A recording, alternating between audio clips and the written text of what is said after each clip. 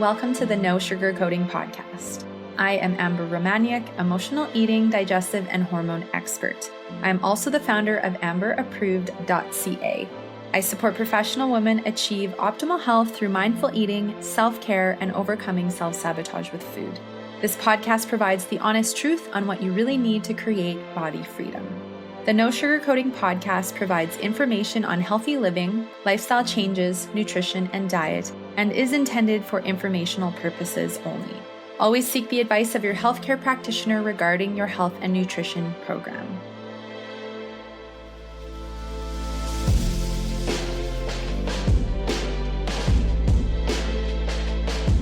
Hello, everybody. I hope you are having a wonderful day. I can't believe it's already almost the middle of December.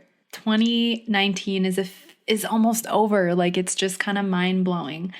I'm always curious to hear, what kind of year did you have? I know definitely working with my clients, they're all shifting and transforming with their health journeys. And I'm always personally, working on my own growth and emotions and different things to deepen my own peace and relationship with self, which of course has a positive impact on everything else around me. But I definitely can tell you, and this year has been such a deep growth year in so many different ways. And it's definitely been, a very transformational year. And it's very exciting to kind of reflect back and, see all the beautiful, positive things that have happened. So I hope that you have been, starting to do some reflection back on your year and celebrating all the growth and shifting that you've had in your own life. This is what brings me to today's topic, because every time I have a complimentary call with somebody or just have a conversation, whether I'm out in public socializing or at a meeting or a networking, often people will come up to me and say, I just don't know where to start with my health journey. It's overwhelming. There's so much information on the internet. There's so many books. There's so many people telling you should do it this way. So I really wanted the theme this week to be around dealing with information overload on your health journey, where to start with your health journey, and why a diet or meal plan may not be the ideal choice. Now, for some people, it may be, and that's totally whatever works for you. I'm in full support of truly whatever works for each individual person. But I just find for most people that come to work with me, it's something that's actually fueling self-sabotage. And I'm going to talk about, all the different reasons why I don't necessarily believe that a diet or meal plan is going to help to transform your optimal health, because there's usually a lot of other pieces that are important and involved in that. So, being that we are getting almost to mid-December, and then of course people start to think about, setting their New Year's resolutions for January 1st, which I would rather, just continue to work on your health goals or start working on your health goals throughout the entire year versus feeling like you have to completely do a 180 and change everything January 1st. But everyone starts to think about what they're going to do. Everyone starts to diet. Everyone starts to invest in, programs and training and all these different things to quote unquote get healthy in the new year. And so one of the reasons why I wanted to record this a few weeks before that is because I'm really hoping that it helps to maybe impact or make you plant some seeds to think about a more empowering decision for you. Because if you're one of the kind of people who for years and years and years have been going to the diet or the meal plan or the Weight Watchers or the Jenny Craig, or, you've tried every eating style and nothing is working for you, then you may want to reconsider if, repeating that again is the ideal choice, or if there's a possibility for something different that's more empowering and supportive. So I'm excited to talk about that today. A couple things before I dive in. Be sure to check out all the show notes announcements at the end of the show notes today, at the end of the episode. But I do just want to talk about a couple of key things. So the show notes for today's episode can be found at amberapproved.ca/podcast/213. Be sure to subscribe to the No Sugarcoating Podcast on your favorite podcast app. You can also click through in the show notes to do that as well. And you can also listen to all episodes at amberapproved.ca/podcast-archive. That's ARCHIVE. And in theme with this week's episode, I really encourage you to take a different approach with your health and well-being. Even starting now, into the new year. I find around this time, I have quite a few women reaching out for support to deal with emotional eating, self-worth, body image, hormones, digestive imbalances, building a mindful relationship with food, because it is a very vulnerable time of year when it comes to holidays, Christmas, parties and gatherings, and everything does really revolve largely around food. So I think it's so important to take a different approach with your health now and or come 2020, where you're not revolving everything around food, weighing, measuring food, calorie counting, focusing on weight loss, pressures to lose weight, focusing on the scale and numbers, and instead focusing on building your self-worth, focusing on building a healthy, mindful relationship with food, focusing on bringing more balance and peace and ease into your schedule, focusing on building balanced, happy digestion and getting rid of that belly bloat that you've been struggling with for so long, focusing on building energy levels that feel so amazing for you, that help you navigate your day, and you're waking feeling excited, you're sleeping so wonderfully, you're taking time to dedicate to yourself to make sure that you're taken care of. Like, taking this different approach is truly life-changing. And even in a conversation I had with a client today, she had talked about, how she had struggled with her digestion for so long. And she signed up with me 3 months ago. And, in a 3-month period, she's already seen a significant improvement in her digestion. Whereas before, the people who, she had reached out to support her were not able to give her those results. And a big part is emotional eating support. Another big part is stress management. Another big part is mindful eating. And of course, getting to the root as to why, she's dealing with those digestive issues in the first place. So taking that different approach, sometimes it may be what you need, or maybe you're already getting success with what you're doing. But if you are wanting to take a different approach and you are ready to do so, then definitely make sure that you reach out and book your 30-minute complimentary body freedom call with me. This is the last week for the coaching sale. So if you're wanting to receive a significant savings on my 1 year and 6-month coaching programs, it is over $1,000 right now. So that is significant. Then make sure you book your body freedom call before December 20th.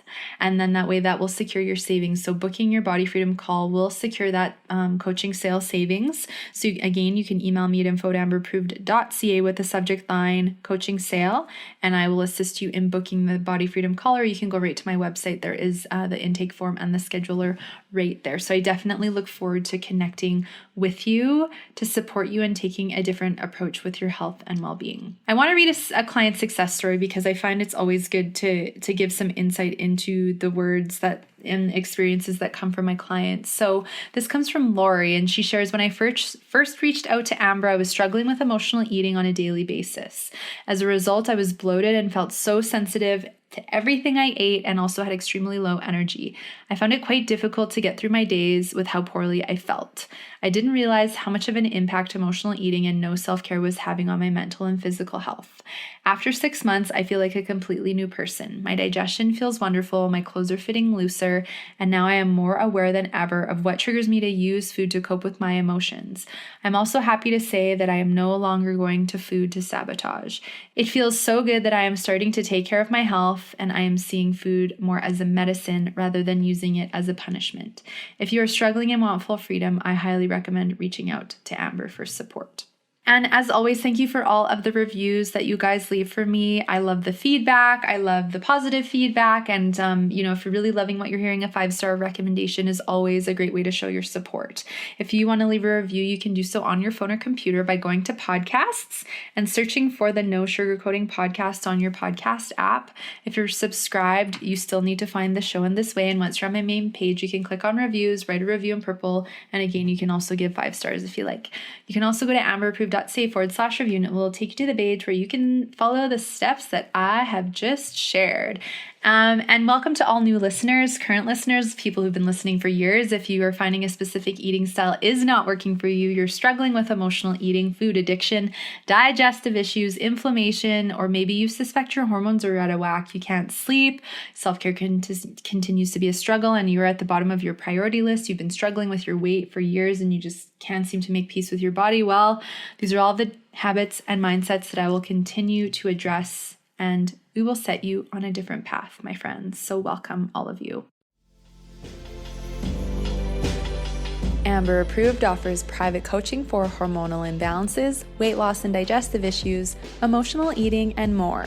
Contact Amber at amberapproved.ca to book your 30-minute complimentary consultation today. So dealing with information overload on your health journey, this is an epidemic, especially with the online world and the online age in modern day here. So I think there's benefits, but I think there's a lot of, I don't want to say like negative, but there can be a lot of overwhelm essentially when it comes to thinking I want to get healthier, or I feel like, I'm having these symptoms, so maybe I'm going to go online and like Google it. But then unfortunately, when we go online and search symptoms, like all the worst case scenarios pop up and it scares us. Like I so remember that. I was about 19 and I was having a lot of stress and I was getting a lot of really scary symptoms. Like half my face would start to tingle and sometimes my tongue would go numb, and I'd had really bad anxiety, and all of that was stress related and just mindset related. And what I really realized now looking back on that is I did not know how to manage stress, and I was just in an unhealthy environment that was not supportive of my health. And so I would often go online and search my symptoms, and like the worst case things would come up and it would like scare me and make my symptoms worse because I was stressing myself out. And then when it came to weight loss, when I was like, oh, I really want to lose weight and lose weight fast, and I'd go on and search quick fix diets, and all these really restrictive, crazy things would pop up. Or like maybe you're wanting to, maybe you got some blood work back and you're, wondering how to navigate the numbers on your paper, or like how to deal with adrenal fatigue or thyroid imbalance. And so you're Googling and there's just like all these recommendations. Some of them overlap. Some of them are like kind of interfere with each other. And it's just like, what do I do? Where do I start? So I think the first thing to address, when you're starting on a new health journey, number one is if you've already gone to the internet and the internet hasn't helped you resolve your problem, like instead, if you're searching for a healthcare practitioner or somebody specific who can help, like that's different. I think that's a great thing to go online for. Or if you're connecting with someone through a podcast, right? A health practitioner, an expert in their field, like that's a great way to connect. But if you're just going online to Google how to fix X, like how to fix adrenal fatigue or how to overcome emotional eating, you may find some really great resources, but you may find a lot of just like information that just leaves you feeling frustrated, overwhelmed. Like, how am I going to overcome this? Wow, that seems like a lot of work. Those recommendations may seem really restrictive, etc. So the first step is to really understand what hasn't worked for you when you're dealing with information overload on your health journey and you're, again, continuing to go online or on social media. What hasn't worked for you? So has it not worked to go online and Google your symptoms? Has it not worked to just buy a bunch of books and not online programs, but just like online, like documents, like you can get freebie documents downloaded, or maybe you signed up for like a tapping course or a meditation course and it claimed to help people with their emotional eating or mindful eating or help with certain digestive symptoms. And maybe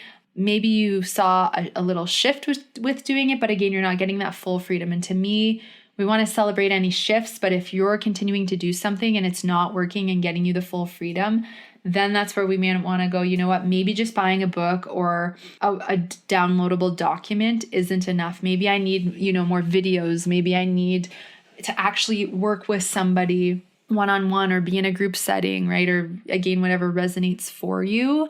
But this is often where I find, and I mean this with all due respect and with love, because I know everyone is so passionate and the internet has created an amazing space for everybody to share their voice, their opinions, their knowledge, what they've learned, their lives, their experiences. And it's a gift, but it can also, when it comes to your, physical, mental, emotional health and well-being, cause some frustration or some confusion, I guess. As an example, I remember when I was really struggling with my health and I didn't have the knowledge, awareness, or learnings that I had. And I went online and I Googled, candida and how to deal with candida imbalance. And I stumbled upon a blog where this person had read a book and they had essentially then dissected the book and based all of their recommendations out of this book, and then had, called themselves an expert when they had no background in health training certification. So I'm all for people like being empowered and like, educate yourself, read books, great to write a blog. But where the breakdown is if you are the person who's struggling and then you find this page and that those recommendations don't specifically work for you, it can leave you feeling frustrated, hopeless, like, oh, that didn't work, so now nothing must work. And I think it's very important that people who don't actually have a background and experience in those topics, like, I don't know, I just think that, maybe you keep it a little bit lighter and not making certain recommendations. I just think so many people read a book and then they claim they're a health coach, or like they, you can go for a weekend course and then you're this thing. And I think it just takes more time and awareness to really know how to help somebody. Like, my knowledge and expertise that I have now, 6.5 years into my business, is much more vast than it was, 6.5 years ago when I first started my business. Yes, I could still support my clients, but because of the experience I've had supporting my clients and the deeper personal experience I've had to continue to heal myself physically, mentally, emotionally, spiritually, has deeply impacted the way I can support my clients, right? And I also have the actual education. So I have the personal experience and I also have the education being a certified holistic nutritional consultant. So I do really have that knowledge and education. And I worked in health and wellness for about 5 years before I started my business. So I think it's just so important though to acknowledge what hasn't worked. And if there's like, these people have actual, not that they need a bazillion names behind, like accreditations behind their name, but like, do you feel connected with what they're sharing? Does it resonate? And is it coming from a credible source? I guess that's what I'm trying to get out. Sometimes the words just don't come right away. And then it's like, oh yeah, that's exactly what I'm trying to say. And that's where I also think that social media can be both a positive and a negative influence, because nowadays, and I love influencers. I mean, I follow some really fun influencers and they just do some really cool stuff. And I guess in some ways I could claim myself to be an influencer with some of the marketing and media work that I do. But I also think there's a fine line between influencers who have no health and wellness backgrounds, who maybe they're quote unquote look fit, or maybe they're being paid to market certain vitamins or supplements or certain books or products, or because they eat healthy and they're like, oh yeah, this is anti-inflammatory. This is really good for you. You should add this into your day. But what they may not realize is, for people who may have certain health issues or imbalances, those recommendations may actually have a negative implication on their health. So I feel like nowadays with influencers, if someone has a lot of followers, we give them a lot of power. We give them a lot of credibility, when I think it's, again, really important to go, it doesn't matter how many followers this person has.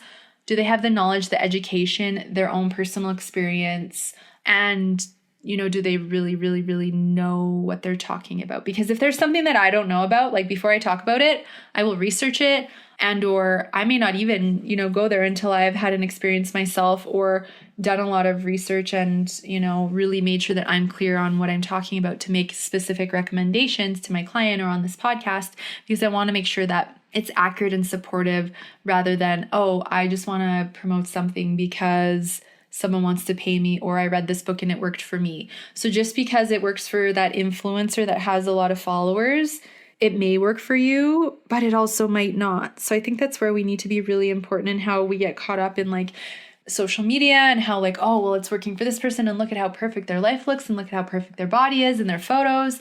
And it's like, I want that life. And it's like, social media, again, isn't always reality, and we need to become mindful of how much we're believing and taking in from other people, and then just making sure that we're taking a step back and that we are, going, do I want to be influenced and educated by an influencer? Great if they have the background and they really can stand by what they're talking about.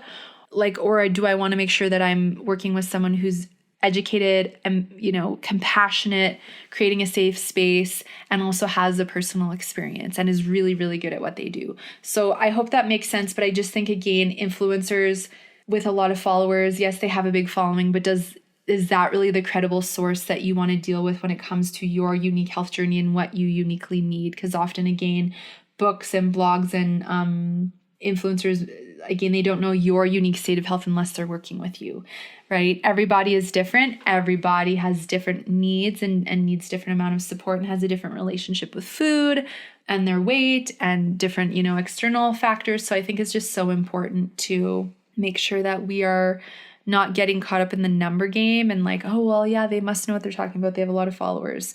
It may not necessarily mean that they are the aligned person for you. It's so important to feel safe and supported and empowered in a safe space with your health journey and that you don't feel judged. You don't feel like you're comparing yourself to that person. You don't feel like that person makes you feel disempowered because they look way better than you do, or their life looks better than yours does. So I think it's very important to actually maybe start to go a little bit offline, aside from, again, like podcasts or like, reading online about someone that you're potentially considering working with, contacting them to ask them some questions. Like, I always encourage people to email me, ask questions, book a 30-minute body freedom call. That's why I have it, so we can connect, so that you can have a conversation with me and we can talk about your health and well-being. And perhaps it's the first time that you open up about your emotional eating or binge eating struggles. Perhaps it's the first time that you open up about feeling insecure with your weight, or that you feel really overwhelmed with your schedule. Like, I have so many women who come to me, and I feel very truly grateful so deeply in my heart. It makes me emotional because a lot of them are sharing with me that nobody else knows about this, and this is the first time that I'm talking about it. And that makes me feel grateful to know that you guys feel safe coming to me, because like, truly, I have open arms right now. Like, this is a space where you are safe. So I just think that it's so important to connect with somebody who can give you that and can support you every step of the way and help you uniquely and individually, rather than give you a generic plan and just say, oh, well, yeah, you fall into this category, so here's your meal plan, avoid these foods, here's your supplements, make sure you get 8 hours of sleep and drink enough water. Like, great, getting enough sleep, drinking enough water are great, but where's the direction? Where's the deep level of support that you probably need if you're dealing with self-sabotaging behaviors like emotional eating, negative self-talk, perfectionism, people-pleasing, and feeling, insecure within yourself? I think it's just so important that we dial into our specific needs, because a lot of what you find online is very generic. And often, if you're dealing with multiple different health imbalances, symptoms, emotional eating, you need something really specifically catered to you, okay? The No Sugarcoating podcast is proud to partner with Organic Traditions. Organic Traditions has a range of plant-based instant lattes made with organic, gluten-free superfoods. All of the lattes are made with a coconut milk powder base, so all you need to do is add hot or cold water for an instant creamy latte. This holiday season, they've introduced 2 limited edition holiday-inspired lattes, Holiday Spice and Mint Chocolate.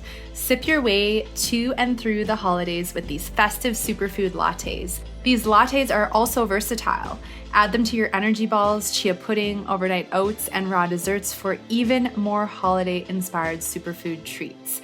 You can visit www.organictraditions.com and use the coupon code amberapproved to save 20% on your order.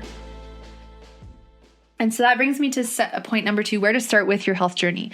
So a few things to explore when you're, considering embarking on a health journey. And so I would encourage you to grab a piece of paper and a pen and just maybe write down like yes and no if you struggle with these different things that I'm going to tell you about. And feel free to pause the podcast so that you can just catch up with any of the questions. I'll try to talk a bit more slowly. That's something I'm trying to work on, is to make sure I'm not talking too fast in the podcast, because I get so excited and passionate and then my talking speeds up. So the first question, because I think this really can dictate a lot of the health symptoms, is, do you struggle with emotional eating? So to me, as I always share with people, emotional eating is any reason to eat other than physical nourishment. So eating and watching TV, eating and driving, eating while you're working, eating because you're sad, eating because you're bored, eating because every night at a certain time you overeat or you snack or overindulge, or again, you've had stress trigger you. So do you struggle with emotional eating? Because if you think you do, or if you're wondering, I would definitely say go to amberapproved.ca, take the emotional eating quiz, because it's just going to help to give you a bit more insight. And then you're going to get some more information after that. So that's a great resource that I would suggest. But if you suspect you are, then no, I can't say this or stress this enough. It's so important to address and deal with the emotional eating first, because the emotional eating is such a huge stressor on your physical, mental, emotional health. Emotional eating has a negative impact on your digestive system. It causes more inflammation. It gives you more bloating, more discomfort. You may find you're more sensitive to more foods. You may have slow bowels or diarrhea. You may have puffiness in your lower abdomen, and that makes you feel like your pants fit tight, or maybe it's contributing to your weight gain. And again, you keep failing on diets. Emotional eating will have a negative impact on hormones. I see so much underactive thyroid and cortisol levels that are too high and too low, and DHEA levels that are too low, and low progesterone, high estrogen. I see inflammatory levels be far too high. I see so many people with low vitamin B12 and low iron. And obviously, like, there are just so many other potential symptoms, like low energy, brain fog, fatigue, not feeling yourself, poor sleep, dehydration, cravings for, salt, sugar, refined foods that emotional eating can fuel. Right. And also often when people are struggling with emotional eating, they're also struggling with low self-worth, because often tied to emotional eating is a want to look a certain way externally. So there's that superficial, like, I want to weigh a certain amount, I want to fit a certain clothing size, because once that happens, then I'll be happy. So I'm going to go on the restrictive diet, do the restrictive meal plan, do the workout regime, because if I eat less and exercise more, that's like the magic model that's going to give me the results, and then I'll be happy. The problem is, and I've been saying this more, but I really believe the eat less, exercise more model is so archaic and it doesn't work. And like 95% of the population who does that fails with it and continues to just disconnect, any kind of healthy relationship that they're trying to build with themselves. And that's why we have to actually ditch the diet mentalities, ditch the pressures to focus on weight, the calorie counting, the meal planning, which I'll get into in a little bit, and actually focus more on building the healthy relationship with food. Why do you emotionally eat? What triggers you to emotionally eat? What triggers, the boredom or the, loss of control with food? Dealing with different mindsets like perfectionism, like all or nothing. It's like people always say to me, well, I'm either all in with my diet or I'm all out going way off track. And then I have to go on the diet to, compensate for all the calories and the weight gain that happens. And when you go back and forth, with extremes like that, again, not only does it have a deep impact on your physical state of health, but also your emotional, because you're fighting with yourself internally and you're shaming yourself because you messed up again and you're not good enough and you need to try harder and you need to do better. You need more willpower. That's such a big one that people think they need, which you don't need more willpower. It's actually about awareness and understanding and learning how to be mindful with your relationship with food and mindful with your eating, and to learn how to respect your body. Because when we're in a state of respect with our body, we don't want to punish ourselves with food or restriction or over exercise or neglect ourselves of sleep or fun. We want to bring in more balance. But when we're in an unhealthy relationship with food and our body, I really believe that binge eating and emotional eating is an act of self-hate. It is an act of self-sabotage. We are hurting our bodies when we do that. It is disrespectful. And I mean that in the most loving way possible, but I just think it's so important to share that, because it is not an act of mindfulness or self-love. So that's why it's so important to address those limiting beliefs like lack of worthiness, insecurity in ourselves, not feeling good enough, and the mindsets that come along with it, like the people-pleasing, the overachieving, etc., and actually help to bring you to this space of balance where you can set healthy boundaries, you can say no, you can ask for help, you can do what feels good for you, but you're not booking your schedule to the point where you're overwhelmed. And then that's having you feeling like, oh my gosh, I just need to eat because I don't want to feel this and I'm so overwhelmed, and the quick fix right now is to eat. And then the next quick fix is to diet to compensate, right? So I think that it's so important to first address emotional eating. If you are like 100% sure that you do not emotionally eat, maybe you're the opposite, and when you get stressed out, you don't feel hungry. I think it's actually still important to address the stress and healthy ways to cope with stress, because if you're not hungry, and you're finding that you're under eating a lot, that again can have a negative impact on your physical and emotional health. So on each spectrum, whether it's overeating, binge eating, or a full-blown food addiction, or it's under eating because you're not hungry, it's important to address the emotions either way. If you're specifically finding you're struggling mostly with just physical symptoms, which I find it never usually is, there's usually some body image or weight or emotional eating aspect. But if it's like, say you really have a healthy relationship with food, but your hormones you suspect are really out of whack, or your digestion is not working properly and you're not sleeping well, you have certain symptoms that you've had for a very long time.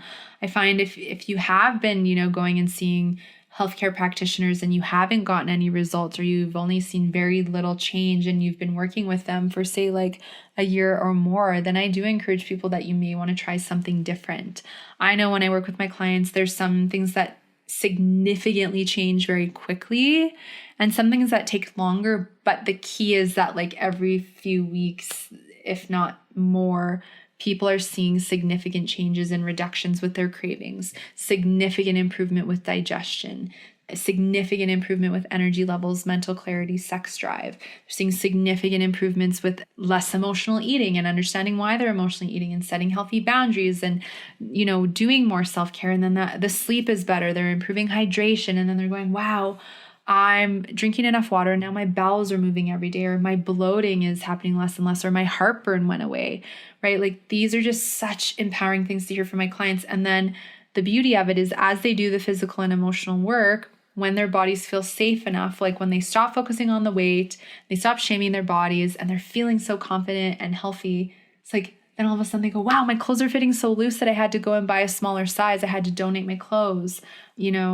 The weight's coming off now and I didn't have to put in any effort specifically to lose the weight. Like that's so empowering when people get to that place when they do this beautiful work. So again, I do encourage you that if you have been seeing different healthcare practitioners or any kind of like counselor or anything, and you've been seeing them for a very long time and you're not making any headway in gaining freedom with your emotional eating or your physical symptoms, that you may want to try to see somebody else to get more results. Like I'm a huge believer in being an advocate for your own health and well-being. And if something doesn't feel right to you, or you feel like you need a deeper level of support, or you're feeling judged, or you don't feel safe, or like that person is hearing you, go elsewhere, see somebody else, and state what is important for you and how you need to be supported, because often we do need a deeper level of support and someone that will be there with us every step of the way. I think it's also important when you embark on a new health journey to set goals or understand what are your goals? What are your intentions?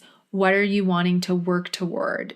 Is it that you want more energy consistently? Is it that you want better digestion and to be free of the bloat? You want daily bowel movements? You want to balance your hormones? You want your cycle to, get regular? Do you want to build self-worth? Do you want to overcome emotional eating? A lot of people, what is at the top of their list is weight loss. So again, it is something, of course, to address, but I think it's important to not have it be the main focus of the health journey, because it can fuel obsession, restriction with food, all or nothing mindset, body shaming if you are not losing the weight and getting results really quickly. And then that's where you give up on your program or whatever it was that you were doing, and then can end up in self-sabotage again and gain more weight and then get frustrated and then move on to the next thing. So for me, the approach that I encourage, and I know everyone has a different approach and mine isn't the only one, and I totally respect that different things work for different people. So it is if it resonates for you, and if not, that's totally okay. But I find what really works is, to undo the diet mentalities, to undo the old weight loss focus mentalities, because oftentimes if we're focusing on weighing in and we're putting all this pressure on ourselves, and that pressure and stress, it has a negative impact on your stress hormones and inflammation and digestion and your abilities to lose weight. And for a lot of my clients, weighing in is a trigger for emotional eating. And if they don't lose weight or see the results, then they will be triggered to eat. And that's why I don't encourage people to actually weigh themselves. I actually encourage, let's take the focus off of weight. We will acknowledge it, but let's actually focus on building a healthy relationship with food. Let's focus on getting your sleep better. Let's focus on building a healthy self-care routine. Let's focus on making sure that you're dedicating some time to do some meal prep and have nourishing food to eat through the week. Let's work on building body, confidence and body love, and let's balance your hormones, digestion. Let's get the inflammation down in your body. And as a bonus effect of doing all those things over time and just allowing yourself the time that you need on your health journey, what usually happens, like I said earlier, is that the protection just falls off without you needing to expend forceful effort. There's a big difference between, being on your health journey and doing the work and taking the actions and experiencing this beautiful connection that you build with yourself versus going, oh, well, I need to do this to lose weight. And if it doesn't work, I just need to lose weight. So is this going to make me lose weight? Because if not, then I'm going to move on to the next thing. And as long as you're asphyxiated or focused on weight loss, you probably will not have the success that you want with it, because obsession or focusing on it so much, again, it makes you put pressure on yourself. It makes you go into restriction or more extreme things that, again, may have a negative impact on your health. I've had so many clients come to me and say, oh, I wanted to try keto to lose weight, and now I'm more tired. I have more cravings. My digestion isn't working well. I'm emotionally eating more. I have food fears, and kudos for the people that it works for, because I know maybe there's the odd person that it does. But again, something so innocent, I wanted to try a different eating style to lose weight, and now I have way more health issues and I gain more weight. That's not good. Nobody wants to have, tried something and then have these things happen. So I just think it's so important we take the emphasis off of diet and weight loss and learn how to build a healthy relationship with yourself physically, mentally, and emotionally. And then, of course, things shift as you shift your mindset and the way that you treat your body. The No Sugarcoating podcast is proud to partner with Rocky Mountain Soap Company, a Canadian company that believes the earth provides more than enough natural ingredients to give us beautiful and healthy skin for life, so you can shop with the freedom of knowing that everything they make is safe and good for you, your family, and the environment. Shop natural at one of their 13 retail locations across Canada or online worldwide at www.rockymountainsoap.com. And that brings me really to the third point. So I think that it's important to understand, if you do struggle with emotional eating, to deal with that first. Of course, if you have physical symptoms like digestive issues or hormone imbalances, or you suspect you do, get support with that as well. So it may be the same person. I know I can help my clients with all of those things. Some people may seek out other means of support. You may be working with a couple different people, but get the support you need to address all of these avenues.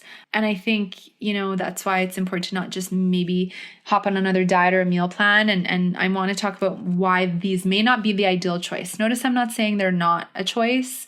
I don't personally believe in them. I don't think they work. But again, some people may think so.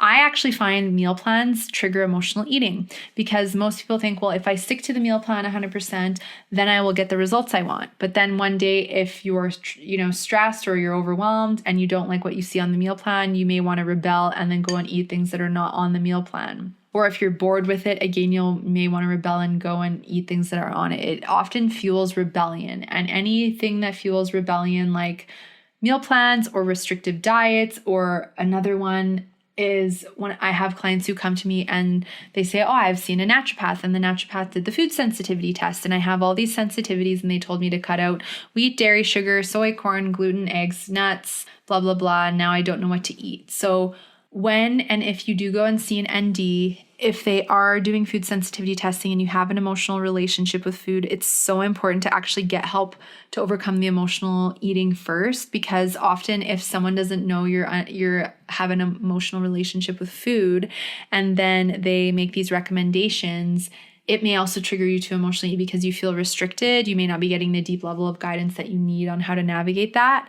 I don't do that. For me, first, it's let's build a healthy relationship with food. And then if you have food sensitivity results, or, we're talking about certain things that maybe make you feel sensitive, you have some form of reaction, we will talk about alternatives, but restriction is not going to support your healthy relationship with food. So I think any form of restriction we have to not bring in when it comes to emotional eating, unless there's certain foods that you fear losing control to.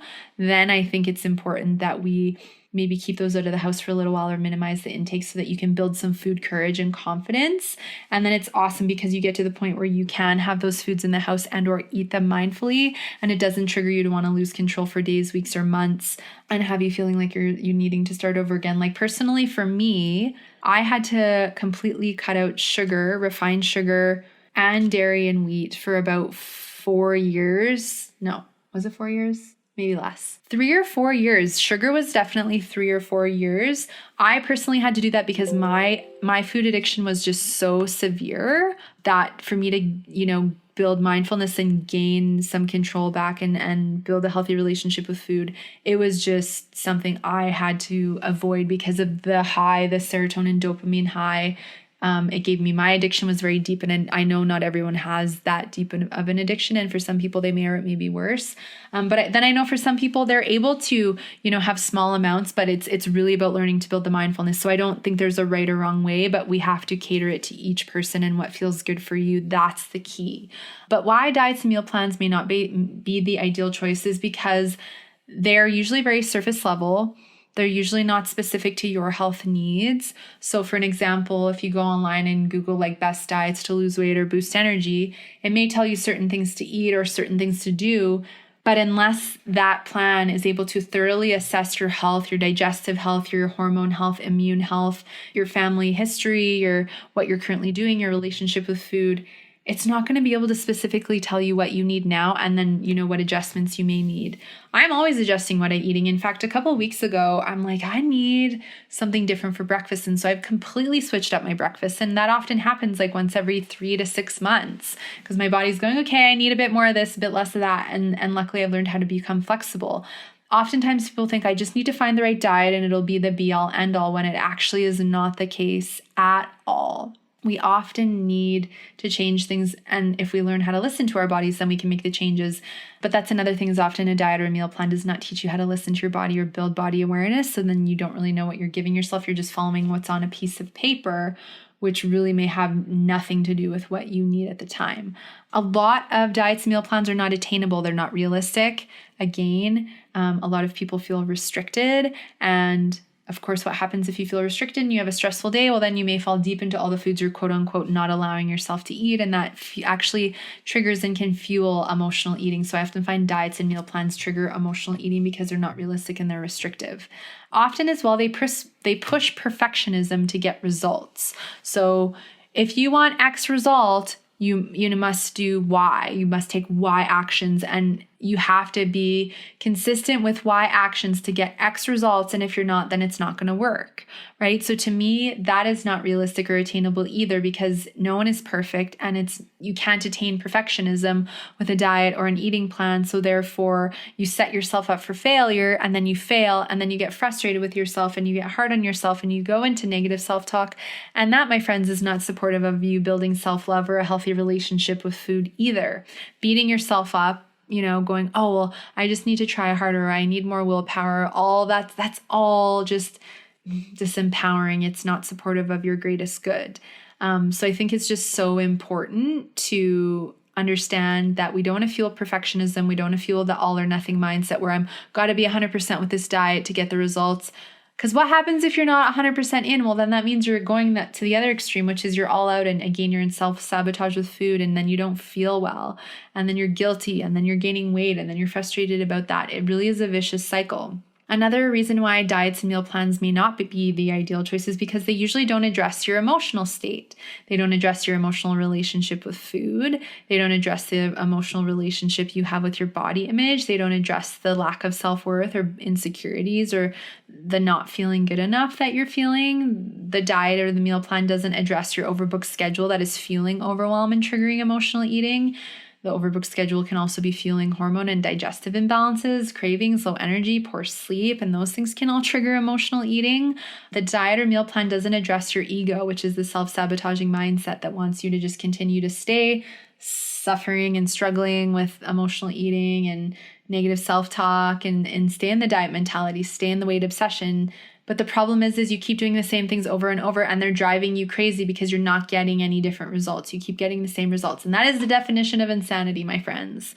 So we want to change and step away from that, because the diet is so generic. Food is just one level, and there's so many deeper levels that are more emotional on a mindset level that are dictating our habits. And so that's why we have to deal with the mindset. And that's where the diet or a meal plan doesn't do that.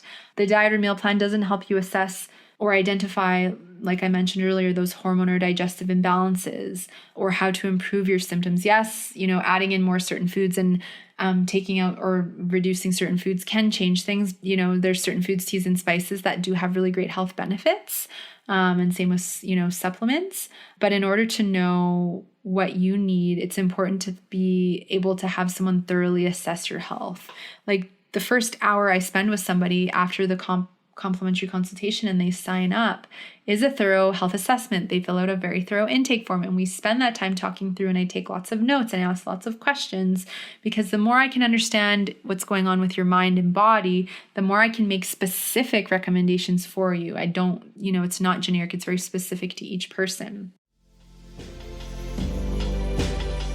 The No Sugarcoating podcast is proud to partner with Cheryl Ramsey of Eden Wholistic, who is an advanced certified body talk practitioner and Helio Soul technique instructor. It is her privilege and honor to offer individuals the opportunity to go deep within themselves to heal what is creating blockages and stopping people from living the life they are meant to live. Working with Cheryl can be the start of an incredible journey to health and well-being. Body Talk is an alternative health modality which can focus on the subconscious mind, where dysfunctional beliefs, thoughts, and emotions are held. Cheryl gently facilitates the release of those limiting beliefs, thoughts, and emotions, which allows for a deep healing at the body-mind levels. This can also allow the individual to manifest what they truly want out of life. I've personally seen Cheryl for Body Talk for the last few years, and it's been a very imperative and transformational part of the inner journey that I've had with myself. And you can read more and check out more about Cheryl and Eden Wholistic at www.edenholistic.com. That's EDENWHOLISTIC.com. Diets and meal plans may also not be the ideal choice because they don't help you build balance with your schedule. So let's talk about that. So often I find people have overbooked schedules. They're, really social. They're taking lots of time to do their work. But then what it's costing you is the relationship you have with yourself, and maybe even relationship you have with your friends, your family, or your spouse, etc. But when your schedule is super overbooked, you get overwhelmed, you get stressed, and that has a negative impact on the relationship you have with your body because you're tired. You don't necessarily feel well. You may not feel like yourself. You may have certain symptoms like bloating or gain low energy and brain fog, and that frustrates you. And then, what is your quick fix or your break? It is to eat, or it is to shop, or it is, for some people, it's drinking alcohol or smoking.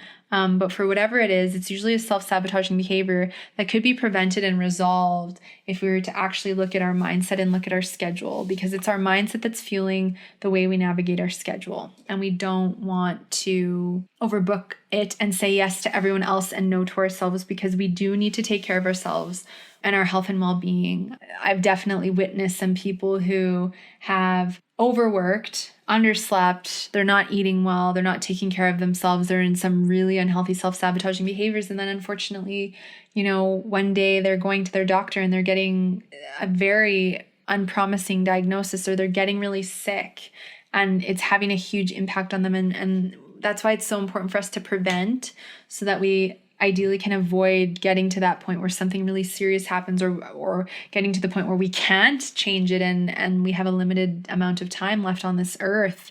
And so that's why it's so important to deal with our mindsets, to deal with our emotional relationship with our bodies and with food, to adjust our schedules, to make ourselves a priority. And in the beginning, it may sound like it's a lot of work. Well, and it is some work, but the more you get into it, it's life's work, and it's the most valuable thing you can give yourself, because you're giving yourself your health, you're giving yourself like your mental sanity, and you're giving yourself freedom. And I think those things are priceless, because it improves the quality of your life immensely in all areas. And chances are you're probably going to live a lot longer than if you continue to self-sabotage and ignore your body and keep fighting with her or him, right? Like, our bodies can only put up with so much, because stress and overwhelm have a deep impact on your physical, mental, emotional health. They push us to do irrational things and make irrational choices. They fuel emotional eating. Then they fuel the diet mentality to compensate. And it can really have you feeling disconnected from yourself, which we don't want. We want you to build deep connection with yourself. And as that happens, often then you build deeper connection with the other people around you. So there's, again, so many beautiful gifts in stepping away from what is the run-of-the-mill society. We'll just go on a diet, just exercise more. Like if this is what your healthcare practitioners are telling you, stop seeing them. Find someone else. Just doing another diet or changing up your exercise routine. If it hasn't worked yet, then why do you think it's going to? Why do you think that that's the answer? I really think you probably need a different approach. So again, it's all food for thought, all just sharing, some experiences and opinions here. So I hope that you enjoyed today's episode. I hope it resonates, and I hope it inspires you to make a different decision now or come the new year, when you're wanting to make some changes with your health and well-being in relationship with food. So the show notes for today's episode can be found at amberapproved.ca/podcast/213. If you have questions, feedback, podcast, topic, episode, ideas, you can email me at info@amberapproved.ca. If it is specific health questions, I do ask that there are no more than 150 words in length, as health histories need more support and private coaching may be a better fit. Again, be sure to take the emotional eating quiz and learn more about body freedom on my website. The link is in the show notes.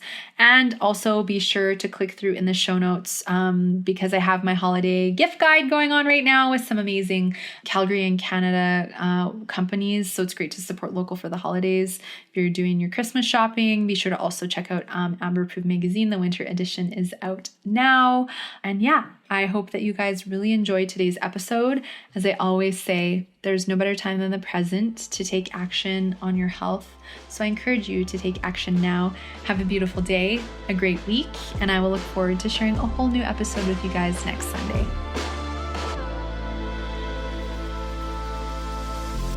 Thanks so much for listening to the podcast. If you haven't yet, be sure to subscribe, review, and rate this podcast and share it with your friends. You can find me at amberapproved.ca and follow me on Instagram and YouTube at Amber Romaniuk. Join me next Sunday for another brand new episode and another step toward body freedom.